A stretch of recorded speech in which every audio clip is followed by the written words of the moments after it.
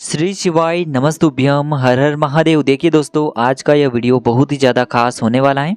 देखिए दोस्तों, हम सभी जानते हैं कि कल है गुरुवार की मासिक शिवरात्रि और गुरुजी ने बताया है कि जब भी आपको जीवन में ऐसा लगने लगे कि सबसे ज़्यादा दुखी और सबसे ज़्यादा परेशान आप हैं, देखिए जब भी आपको अपने जीवन में धन की प्राप्ति न हो पा रही हो, ना ही आपका जो व्यापार है वह अच्छे से चल पा रहा हो, ना ही आपकी नौकरी लग पा रही हो या फिर नौकरी लग चुकी है लेकिन आए दिन उसमें कोई न कोई समस्या बनी रहती है, घर में लड़ाई झगड़े की स्थिति हमेशा बनी रहती है, आपस में एक दूसरे की कोई भी बात नहीं सुनता है, तो पूज्य गुरु जी ने बताया है कि इन सभी समस्याओं को दूर करने के लिए आपको मात्र शिवलिंग के ऊपर एक ऐसा अचूक उपाय करना है जो आपको इन सभी परेशानियों से कुछ ही दिनों के अंदर बाहर निकालेगा। तो चलिए दोस्तों, जान लेते हैं उस विशेष उपाय के बारे में। लेकिन उससे पहले पूज्य गुरुदेव की ही कथा को सुन करके और समझ करके ही आपको समझाने का पूरा प्रयास करेंगे। लेकिन उससे पहले वीडियो को लाइक करें, चैनल को सब्सक्राइब करें और कमेंट में श्री शिवाय नमस्तुभ्यम या फिर ओम नमः शिवाय जरूर लिखें। देखिए, आज का ये वीडियो बहुत ही ज़्यादा खास होने वाला है क्योंकि इस वीडियो में हम पूज्य गुरुजी द्वारा बताए गए बहुत ही खास उपायों के बारे में जानने वाले हैं। देखिए, यह उपाय आपकी जो मनोकामनाएं हैं उन्हें परिपूर्ण करने वाले हैं, आपके शरीर के भारी से भारी रोगों को समाप्त करने के लिए हैं, घर की बड़ी से बड़ी बीमारी को समाप्त करने के लिए हैं। देखिए, यदि आपके घर में ऐसा कोई भी व्यक्ति है, आपके पति हैं या फिर घर का कोई भी व्यक्ति है जो आपकी बात नहीं मानता है, तो उन सभी को सुधारने के लिए भी आप ये उपाय कर सकते हैं।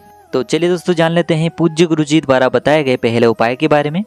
देखिए, इस उपाय को करने के लिए आपको मात्र 1 लोटा शुद्ध जल लेना है तांबे के पात्र के अंदर। इसी के साथ में आपको मात्र थोड़ी सी हल्दी लेनी होगी। हल्दी आपको पिसी हुई लेनी है और इसमें आपको थोड़ा सा जल मिला करके इसे एक लेप के रूप में तैयार कर लेना है। फिर इसी के साथ में आपको एक दीपक लेना होगा। दीपक आप चाहें तो मिट्टी का भी ले सकते हैं और यदि आप चाहें तो शुद्ध आटा मढ़कर उसका भी दीपक तैयार कर सकते हैं। देखिए, इस दीपक में आपको लंबी रुई की बत्ती का प्रयोग करना है और इस दीपक में आपको शुद्ध घी का प्रयोग करना है। देखिए, यह उपाय उन लोगों को करना है जिनकी ऐसी कोई भी विशेष मनोकामना है जो अभी तक परिपूर्ण नहीं हो पाई है। उन्होंने कई प्रकार के व्रत कर लिए हैं, कई प्रकार के उपाय कर लिए हैं, लेकिन उनकी जो मनोकामना है वह अभी तक परिपूर्ण नहीं हो पाई है।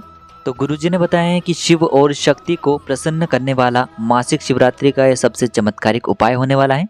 देखिए दोस्तों, सबसे पहले तो आपने जो सभी सामग्रियां ली हैं इन सभी को आपको बेलपत्र के वृक्ष के नीचे लेकर के पहुंच जाना है। देखिए दोस्तों, बेलपत्र के वृक्ष के नीचे पहुंचकर बेलपत्र की जो मिट्टी होती है उस पर आपको सबसे पहले तो जो हल्दी का लेप है उससे एक स्वास्तिक बना देना है। सामने आपको स्क्रीन पर दिखाया जा रहा है।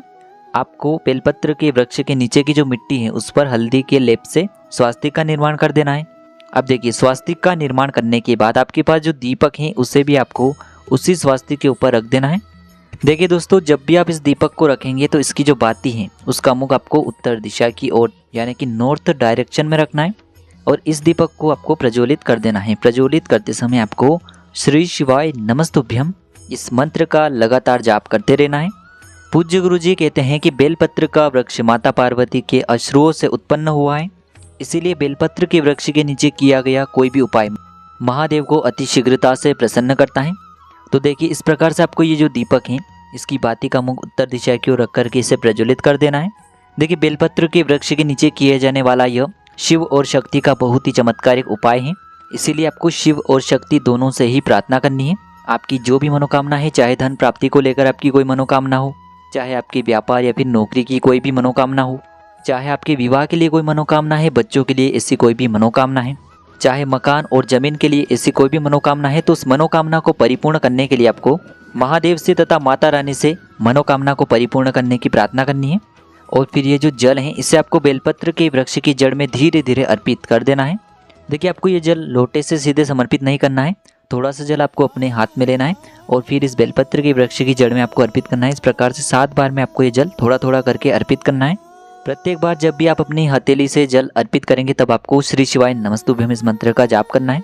पूज्य गुरुजी ने बताया है कि जो भी व्यक्ति इस विशेष उपाय को मासिक शिवरात्रि की इस विशेष तिथि पर कर लेता है तो उसकी जो भी मनोकामना है वह शिव और शक्ति की कृपा से बहुत ही शीघ्रता से परिपूर्ण हो जाती है।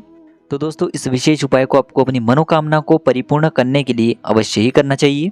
अब दोस्तों, हम जान लेते हैं गुरुजी द्वारा बताए गए दूसरे उपाय के बारे में जो आपकी बड़ी से बड़ी बीमारी को समाप्त करने वाला है।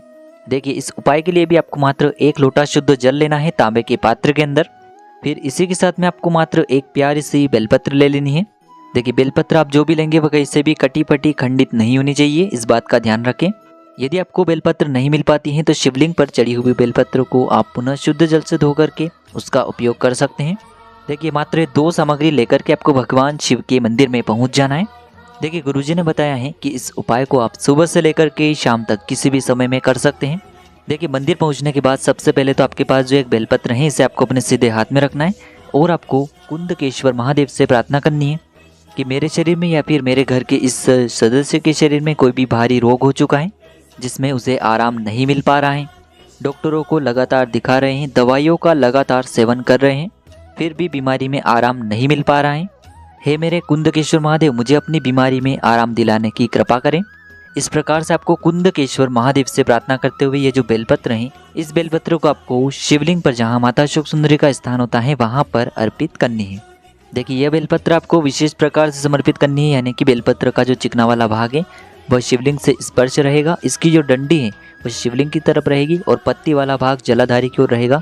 इस प्रकार से आपको ये बेलपत्री अर्पित करनी है। इसके बाद आपके पास जो 1 लोटा शुद्ध जल है इसे आपको धीरे धीरे उसी बेलपत्र के ऊपर अर्पित करते जाना है।